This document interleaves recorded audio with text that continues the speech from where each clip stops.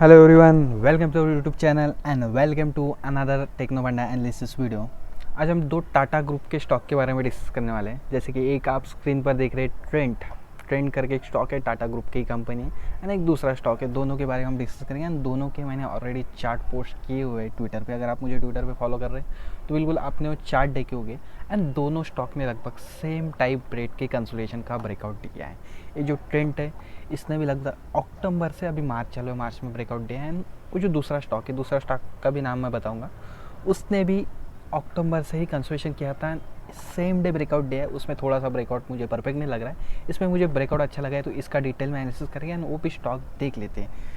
इससे पहले जो भी अपने चैनल पे नए भी हो रहे हैं, जिन्होंने अभी तक अपना चैनल सब्सक्राइब किया, तो बिल्कुल चैनल सब्सक्राइब कीजिए। आपको टेक्नोफंडा एनालिसिस की वीडियो यहाँ मिलेगी, Nifty and bank Nifty daily video मिल रहे हैं एंड बहुत सारे ऑप्शन स्ट्रैटेजी की वीडियो मैं डालने वाला हूँ ग्रुप पे। तो बिल्कुल अपॉर्चुनिटी मिस ना कीजिए, चैनल को सब्सक्राइब कीजिए। आपको यहाँ लर्निंग एंड अर्निंग अपॉर्चुनिटी, दोनों अपॉर्चुनिटी मिलेगी।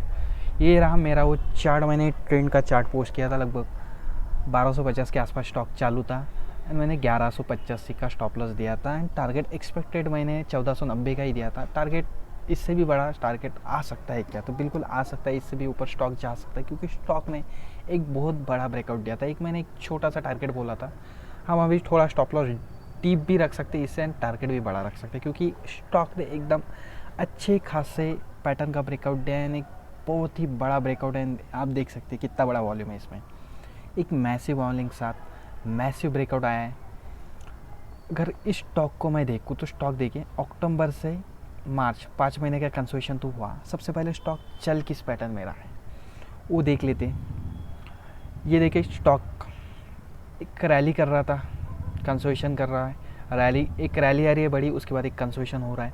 अभी यहाँ एक बड़ा कंसोलिडेशन एक्सपेक्टेड है कि यहाँ जिस तरह का कंसोलिडेशन हुआ उसके बाद एक रैली आई, उसके बाद यहाँ एक छोटा सा टाइम वाइज करेक्शन नहीं हुआ, यहाँ प्राइस वाइज करेक्शन हमने देखा, उसके बाद एक बड़ी रैली आई, यहाँ टाइम वाइज करेक्शन हुआ एंड प्राइस वाइज भी करेक्शन है। जितना यहाँ प्राइस वाइज करेक्शन है ना, उतना प्राइस वाइज भी करेक्शन यहाँ है एंड टाइम वाइज भी करेक्शन है। इसलिए ये ब्रेकआउट बहुत ही बड़ा है। यहाँ जितनी रैली देखी, इससे भी ज़्यादा रैली हम देख सकते हैं। सबसे पहले कंपनी की प्रोफाइल देख लेते हैं, कंपनी क्या करती है। कंपनी टाटा ग्रुप की कंपनी, बहुत सारे प्रोडक्ट है, आप वेबसाइट पर जाकर विजिट कर सकते हैं कंपनी क्या क्या बेचती है, क्या क्या करती है। अगर कंपनी देखूँ तो कंपनी के अबाउट में मैं देखूँ तो ये जो लैक्मे करके कंपनी फॉर्म हुई थी वही लैक्मे है, यहाँ लिखा गया, आप देख सकते पढ़ सकते कंपनी के बारे में।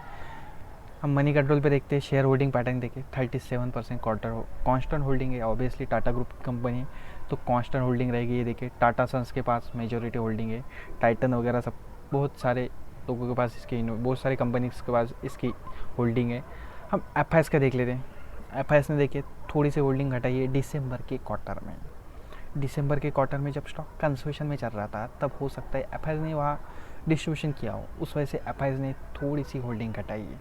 उसके बाद डी ने, एफ ने घटाई है, डी ने माइनस बढ़ाई है। यहाँ देख सकते हैं आप, टोटल चेंज अगर देखा जाए, ये म्यूचुअल फंड स्कीम है, इसमें डी भी आते हैं, तो इन्होंने थोड़ी बढ़ाई है, इसने थोड़ी घटाई है, उतना कुछ ही नहीं है। एक दूसरे के पास का इन्होंने सिर्फ शेयर होल्डिंग ट्रांसफ़र की है। अगर कंपनी का मार्केट कैप में अगर मैं देखूँ तो मार्केट कैप है 44,000 करोड़ का। मतलब हम कह सकते हैं कि कंपनी एक लार्ज कैप कंपनी है। हमारी लार्ज कैप की डेफिनेशन है 2000 करोड़ के ऊपर मार्केट कैप होना चाहिए, तो कंपनी एक लार्ज कैप कंपनी है।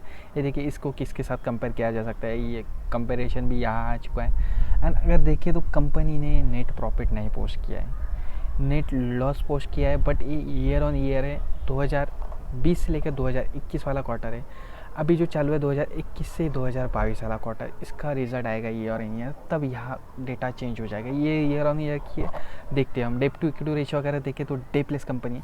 यहाँ देखिए, वो जो आप देख रहे हैं लॉस, कंपनी ने लॉस पोस्ट किया है। ये देखिए नेट प्रॉफिट पर मैं जाऊँ तो 19 करोड़। ये कि कब का है, 2021 का, मतलब 2020 से लेकर 2021, मतलब जो कोविड की फर्स्ट एंड सेकेंड वेव का दोनों का इम्पैक्ट वहाँ आया था, उस वजह से ये स्टॉक का हाल हुआ है। फिर भी स्टॉक ऊपर जा रहा था, क्योंकि लोगों को भरोसा था कंपनी के ऊपर। कंपनी का नेट प्रॉफिट भले गिरा हो, बट कंपनी का नेट सेल बढ़ रहा था, नेट सेल ठीक ठाक हुआ था।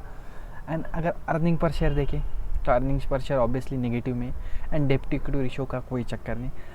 हो सकता है ये जो क्वार्टर है इसमें स्टॉक क्यों बढ़ रहा है? स्टॉक इस क्वार्टर में कुछ ना कुछ एक्सपेक्ट है लोगों को कि अच्छा प्रॉफिट कंपनी पोस्ट करेगी, अच्छा रिजल्ट आएगा, तभी स्टॉक ने ब्रेकआउट दिया है। यहाँ किसी ने तो भी एक्यूमुलेट किया है, बड़ी क्वांटिटी उठाई है। देखिए वॉल्यूम घट रहा था, स्टॉक एक रेंज में घूम रहा था, यहाँ एक्यूमुलेशन हुआ है, किसी ने तो भी बड़ी क्वांटिटी उठाई है, उसका एक ब्रेकआउट दिया है। दोनों स्टॉक ने एक ही साथ ब्रेकआउट दिया है, दोनों कंपनी। तो दूसरा स्टॉक और कोई नहीं, टाइटन के बारे में हम डिस्कस करने वाले हैं। टाइटन का भी मैंने चार्ट पोस्ट किया था, टाइटन का भी देख लेंगे डिटेल में एनालिसिस। टाइटन ने भी बड़े बड़े टारगेट दे सकता है, ये स्टॉक बड़े बड़े टारगेट दे सकता है। देखिए बड़ी रेंज का ब्रेकआउट दिया है इसने। वीकली चार्ट पर देख लेते हैं, 1490 का मैंने एक टारगेट दिया है। एंड दूसरा टारगेट अगर मैं देखूँ ना, तो दूसरा टारगेट एक 1800 की लेवल आती है, एक 1490 करंट प्राइस से, एंड 1800 की लेवल। 1490 तो मैंने ट्विटर पे पोस्ट किया था ना, एक 1800 की लेवल आती है। ये जो ब्रेकआउट आया है इसका मैं अगर टारगेट निकालूँ फिबोनाची के हिसाब से, तो 1800 की भी लेवल आती है। मतलब करंट प्राइस से अगर हम देखें तो 50% के रिटर्न कंपनी दे सकते हैं। तो ऑब्वियसली 50% के रिटर्न के लिए हम चाह रहे हैं, तो हमारा होल्डिंग पीरियड कम से कम 3 महीने का तो होना चाहिए। 3 से 4 महीने का होल्डिंग पीरियड हमारा होना चाहिए। 3 से 4 महीने यानी 10% से भी ज़्यादा मंथली रिटर्न आ रहे हैं। अगर यहाँ मैं देखूँ तो मुझे एक ट्रेंड नज़र आ रहा है, मैं यहाँ ट्रेंड लाइन भी ड्रॉ कर सकता हूँ। ऐसे हम ट्रेंड लाइन भी यहाँ ड्रॉ कर सकते हैं, बिल्कुल ड्रॉ कर सकते हैं। ये हमारा एक स्विंग लो है, ये हमारा रिसेंट स्विंग लो। यहाँ से हम ऐसी एक ट्रेंड लाइन ड्रॉ कर सकते हैं। अगर आपको कुछ थोड़ा डीप स्टॉप लॉस लेना है, तो आपका डीप स्टॉप लॉस आप इस ट्रेंड लाइन पर भी स्टॉक को एक्यूमुलेट कर सकते हैं। अगर आपको फंडामेंटल भी भरोसा है, आपको टाटा के ग्रुप की कंपनी पे इन्वेस्ट करना है, तो आप इस ट्रेंड लाइन को अपना स्टॉप लॉस समझ के इस स्टॉक में बने रह सकते हैं। बट मैं सजेस्ट करूँगा कि अगर आपको डाउ थ्योरी पता है, डाउ थ्योरी वाला वीडियो मैंने चैनल पर पोस्ट किया है कि एज़ पर डाउ थ्योरी ये जो रजिस्टेंस था ये ब्रेक हो चुका है ना, ये अब स्टॉक के लिए सपोर्ट का काम करेगा। अभी जो ये रजिस्टेंस ब्रेक हुआ है ये स्टॉक को सपोर्ट देगा, हो सकता है स्टॉक यहीं से बाउंस करे। तो ऑब्वियसली हमारा जो स्टॉप लॉस है, मैंने जो यह स्टॉप लॉस दिया था ट्विटर पे, ये स्टॉप लॉस 1185 का, ये स्टॉप लॉस डेली कैंडल का लो था। अगर मैं वीकली चार्ट ये लगा है, वीकली कैंडल का लो देखूँ तो ये लो आ रहा है 1145 का, तो आप बिल्कुल 1145 का भी स्टॉप लॉस लग सकते हैं। 100 पॉइंट का स्टॉप लॉस है एंड लगभग 750 पॉइंट की अपसाइड पोटेंशियल है। अगर 1800 के टारगेट के लिए जाते हैं तो 100 पॉइंट का स्टॉप लॉस कुछ भी नहीं है। एंड अगर हम मेरे दिए गए टारगेट जो 1500 का टारगेट है उसके लिए भी जाते हैं तो 250 रुपीज़ का टारगेट है, तो उसके लिए भी ये 100 रुपीज़ का स्टॉप लॉस कुछ भी नहीं। मतलब इसमें भी हमें 1:2 से ज़्यादा रेशियो और हमें 1490 के टारगेट में ही नज़र आ रहा है। तो बिल्कुल इस स्टॉप लॉस के साथ आप जा सकते हैं। एंड मुझे उम्मीद है कि ये लेवल एक क्रॉस नहीं करे, ब्रेक नहीं करेगा 1200 की लेवल पर। स्टॉक हो सकता है रीटेस्टिंग को है, यहाँ से स्टॉक ऊपर जाने की कोशिश करेगा। बिल्कुल 1490 से लेकर 1800 के टारगेट तक आप जा सकते हैं। अच्छे खासे ट्रेंड में स्टॉक है, अच्छा खासा ट्रेंडिंग स्टॉक है। किसी को उम्मीद है कि स्टॉक अच्छा परफॉर्म करेगा, तभी कोई ना कोई स्टॉक की प्राइस को ऊपर ले जा रहा है। इतने निगेटिव मार्केट में भी निफ्टी अपने ऑल टाइम हाई से काफ़ी नीचे चल रहा है, बट फिर भी स्टॉक अपने ऑल टाइम हाई पर चल रहा है। बिल्कुल स्टॉक ट्रेंड शो कर रहा है हमें चार्ट पे। तो बिल्कुल आने वाले जो कंपनी के रिजल्ट है, yearly result and quarter result, उसमें हमें कुछ ना कुछ अच्छा बम्पर प्रॉफिट कंपनी पोस्ट करते हुए मिलेगी। अगर कंपनी अच्छा बम्पर प्रॉफिट पोस्ट करती है, जितना लोगों को एक्सपेक्ट है उससे ज़्यादा एक्सपेक्टेशन से अच्छा अगर रिजल्ट आता है, तो बिल्कुल स्टॉक और ऊपर भागने की कोशिश करेगा और प्राइस में हमें मूवमेंट मिलेगी। एंड हो सकता है हमारा जो 1800 का टारगेट है वो भी जल्द से जल्द अचीव हो सके। अभी दूसरा स्टॉक देख लेते हैं, टाइटन। ये वीकली चार्ट है टाइटन का। मैंने यहाँ भी ट्रेड डाला था, यहाँ भी अभी मैंने ट्रेड डाला है। मैंने ट्विटर पे क्या चार्ट पोस्ट किया था वो देख लेते सबसे पहले। ट्विटर पर मैंने टाइटन के बहुत बार ट्रेड डाले, ये रहा ट्रेंड। उसके बाद ये देखिए टाइटन का मैंने चार्ट पोस्ट किया था। टाइटन की मैंने लेवल बताई थी 2950, अभी करंट प्राइस चल रही है टाइटन की 2700। मैंने 2950 बोला था, 3400 की लेवल तब ब्रेकआउट आने का था। मैंने 2690 की लेवल बोली थी, तब स्टॉक शायद 2670 के आसपास चालू था। उससे पहले भी मैंने टाइटन का चार्ट पोस्ट किया था। ये देखिए ये वाला वो चार्ट है, सितंबर महीने मैंने पोस्ट किया था चार्ट। एंड मैंने ऐसा कुछ तो भी ड्रॉ किया था। टाइटन की ये जो 5th वेव है, मैंने यहाँ कुछ तो भी दिखाई थी, देख लेते एक बार। मैंने वेव दिखाई थी लगभग 2150 के आसपास, तो उससे भी काफ़ी ऊपर वो वेव एंड हुए। एंड उससे पहले भी मैंने एक चार्ट डाला था जब जो पहला कंसोलेशन है उसका ब्रेकआउट आया था। ये देखिए 1680 के आसपास से कंसोलेशन का ब्रेकआउट आया था। तब तारीख थी 4 जून, मतलब आज से लगभग 10 महीने पहले, 10 नहीं सॉरी 8 से 9 महीने पहले यहाँ याहू ब्रेकआउट का यहाँ मैंने चार्ट डाला था, यहाँ से मैंने जो टारगेट दिए थे वो भी टारगेट अचीव हुए। ये जितना बड़ा ब्रेकआउट था ना उससे भी बड़ा ये ब्रेकआउट होगा, बट ये ब्रेकआउट फिलहाल कम्प्लीटली नहीं आया है, अच्छी तरह से ब्रेकआउट नहीं आया है।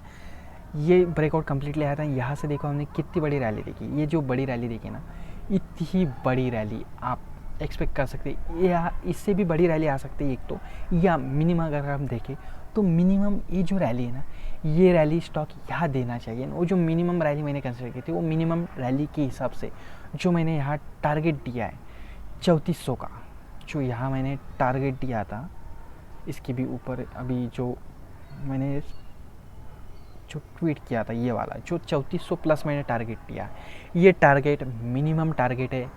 जो ये रैली है उस रैली को मैं यहाँ अगर कंसिडर करूँ तो 3400 का मिनिमम टारगेट आएगा, बट इससे भी बड़ा टारगेट स्टॉक दे सकता है। अगर आपको ट्रेड में जाना है, आप इस स्टॉक में ट्रेड करना चाहते हैं, आपको भरोसा है फंडामेंटली टाइटन पे, तो आप ट्रेड में जा सकते हैं, बट आपका स्टॉप लॉस होगा, ये बहुत ही डीप स्टॉप लॉस होगा। आपका स्टॉप लॉस होगा लगभग 2325 के आसपास, 2300-2500, मतलब ये जो स्विंग लो है यहाँ, इस स्विंग लो के नीचे आपका स्टॉप लॉस होगा। इस स्टॉप लॉस के साथ आप इस ट्रेड में जा सकते हैं, नहीं तो आप एक ऐसी ट्रेंड लाइन भी ड्रॉ कर सकते हैं। इस ट्रेड में फ़िलहाल के लिए ब्रेकआउट नहीं आए, इस ट्रेंड लाइन को पकड़ के भी आप इस ट्रेड में बिल्कुल जा सकते हैं। ऐसी कुछ तो भी हमारी ट्रेंड लाइन बनेगी, इस ट्रेंड लाइन को पकड़ के स्टॉक जाने की कोशिश कीजिएगा। यहाँ आप अपना स्टॉप लॉस पकड़ सकते हैं, या इस स्विंग लो सबसे सेफ स्टॉप लॉस रहेगा, पर इसमें अभी भी पूरी तरह से अच्छा खासा ब्रेकआउट नहीं आया है। हो सकता है स्टॉक थोड़ा नीचे आए, मार्केट अगर गिरता है थोड़ा, निफ्टी में अगर ब्रॉडर इंडाइसेस में हमें सेलिंग प्रेशर नज़र आता है तो स्टॉक ये भी स्टॉक थोड़ा नीचे ऊपर कर सकता है, बट स्टॉक बिल्कुल ऊपर जाएगा। स्टॉक अगर प्राइस एक्शन देखें तो ऊपर जाएगा, ये अगर हम स्टॉप लॉस कंसिडर करेंगे तो अभी भी हम ट्रेड में एंटर कर सकते हैं। बट अगर आपको जो मैंने स्टॉप लॉस ट्रेंड में बताया छोटा सा, वैसे स्टॉप लॉस अगर कैंडल के लो के नीचे छोटे स्टॉप लॉस के साथ बड़े टारगेट के लिए जाना है तो वो पोजीशन इसमें वो पैटर्न अभी फिलहाल के लिए नहीं बना है। अगर ये ब्रेकआउट एकदम मैसिव ब्रेकआउट होता था, यहाँ तक अगर कुछ जाता था 2750 के आसपास, तो बिल्कुल हम इस स्टॉप लॉस के साथ, छोटे से स्टॉप लॉस के साथ इस ट्रेड में जा सकते थे। बट आपको इस ट्रेड में जाना है तो इस ट्रेड के लिए आपका स्टॉप लॉस होगा 2325 का, एंड 2325 का अगर हम स्टॉप लॉस कंसिडर करेंगे तो लगभग 375 पॉइंट का स्टॉप लॉस होता है। एंड हमारा टारगेट भी जो 3400 का मैंने मिनिमम टारगेट बोला है वो 700 रुपीज़ का है, तो 1:2 का रिस्क रिवॉर्ड यहाँ से भी बैठ रहा है। तो बिल्कुल आपको इस ट्रेड में इस स्टॉप लॉस के साथ भी जा सकते हैं, या आप एक और स्ट्रैटेजी यूज़ कर सकते हैं। आप जो भी क्वांटिटी आपको बाय करते हैं नॉर्मली, उसकी 50% पोर्शन आप यहाँ एंटर कर सकते हैं, एंड बची हुई 50% पोर्शन अगर आपको स्टॉक नीचे आते हुए नज़र आता है तो आप ऐड कर सकते हैं, क्योंकि ये आपका स्टॉप लॉस रहेगा। अगर आपको और नीचे स्टॉक मिलता है तो आपकी जो एवरेज प्राइस है वो नीचे आ जाएगी, या अदरवाइज एक अच्छा खासा ब्रेकआउट आता है जो हमने ट्रेंड में देखा, एंड आपका अगर एक स्टॉप लॉस छोटा सा स्टॉप लॉस बन रहा है कैंडल के नीचे, तो आप बची हुई 50% पोजीशन एक प्रॉपर ब्रेकआउट के जब आएगा तब आप ऐड कर सकते हैं स्टॉप लॉस। आपका एक छोटा सा स्टॉप लॉस होगा, जो आधी काउंटेशन आपने ऐड की वो भी आपकी एवरेज प्राइस, अगर आप यहाँ कुछ तो भी बाय करते हैं 2700-2800 के आसपास, आपने ऑलरेडी 2700 पे बाय किया ना, आपने 50% 2800 बाय की, तो आपकी एवरेज प्राइस तो 2750 की आएगी। आपका स्टॉप लॉस हो सकता है 2650 के आसपास कुछ तो भी नज़र आए। एक छोटे स्टॉप लॉस के साथ बड़ा गेन आप इस तरह से भी ले सकते हैं। तो ये रहा ओवरऑल मेरा टेक्नो एनालिसिस हमने देखा, फंडामेंटल में ज़्यादा कुछ नहीं देखा हमने। टाइटन एंड ट्रेंड का अगर आपको वीडियो से कुछ सीखने को मिल रहा है, वीडियो अच्छा लगा है तो बिल्कुल लाइक कीजिए, एंड हो सके तो अपने दोस्तों शेयर कीजिए, एंड चैनल को सब्सक्राइब किया है तो चैनल को सब्सक्राइब कीजिए, क्योंकि आपको इस पर लर्निंग एंड अर्निंग अपॉर्चुनिटी, ढेर सारी अपॉर्चुनिटी मिलेगी, एंड ढेर सारी अपॉर्चुनिटी मैं ऑलरेडी दे चुका है इस चैनल पर। तो अगर वीडियो अच्छा लगा है तो बिल्कुल लाइक कीजिए, अपने दोस्तों शेयर कीजिए, एंड थैंक्स फॉर वॉचिंग।